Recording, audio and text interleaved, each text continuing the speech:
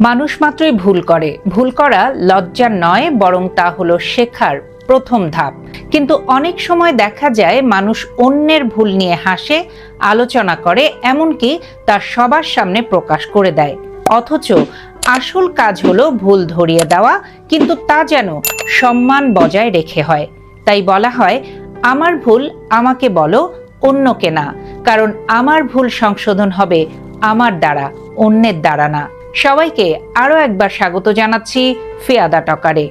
কেউ যখন আমাদের ভুল অন্যের সামনে প্রকাশ করে, তখন আমরা বিব্রত হই, লজ্জিত হই এবং আত্মসম্মান হারাই।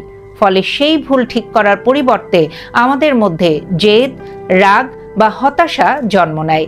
কিন্তু যদি কেউ আমাদের একান্তে শান্তভাবে আমাদের ভুলগুলো বোঝায়, তখন আমরা সেই ভুল থেকে শিখতে পারি, সংশোধন করতে পারি এবং উন্নতি করতে পারি। ধরা যাক একজন ছাত্র পরীক্ষায় একটি প্রশ্নে ভুল করেছে। শিক্ষক যদি সেই ভুলটি ক্লাসের সবার সামনে তুলে ধরে হাসাহাসি করেন, তাহলে ছাত্রটি আত্মবিশ্বাস হারাবে। কিন্তু একই ভুল যদি শিক্ষক একান্তে বুঝিয়ে দেন, তাহলে সে তা মন থেকে গ্রহণ করবে এবং পরের বার সেই ভুল আর করবে না। এখানেই মূল পার্থক্য। ভুল সংশোধন হয় সম্মান দিয়ে, অপমান দিয়ে নয়। আমাদের সমাজে অনেকেই অন্যের ভুলকে নিয়ে সমালোচনা করতে পছন্দ করে।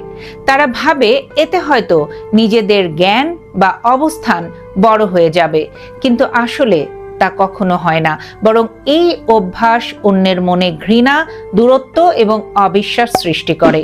যে মানুষ সত্যিকার অর্থে ভালো চায়, সে কখনোই কারো ভুল প্রচার করে না, বরং চুপি চুপি তাকে সঠিক পথ দেখায়। কখনো কখনো আমরা নিজের ভুলও বুঝতে পারি না।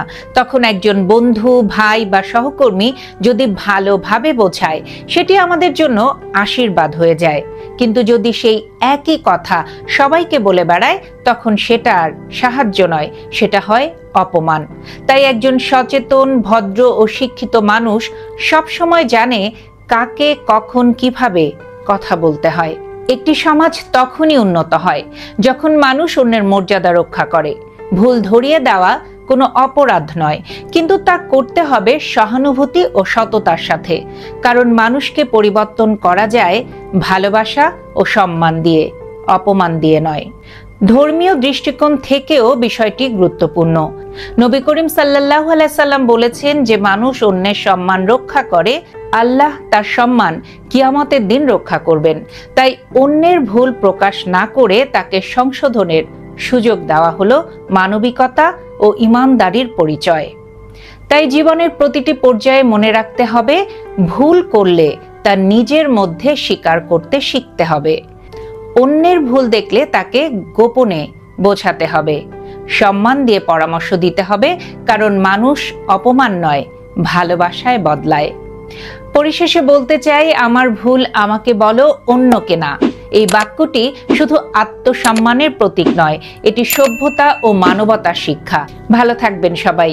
আবার নতুন কোনো বিষয় নিয়ে খুব দ্রুত ফিরে আসবো। চোখ রাখবেন ফিয়াদা টকারে।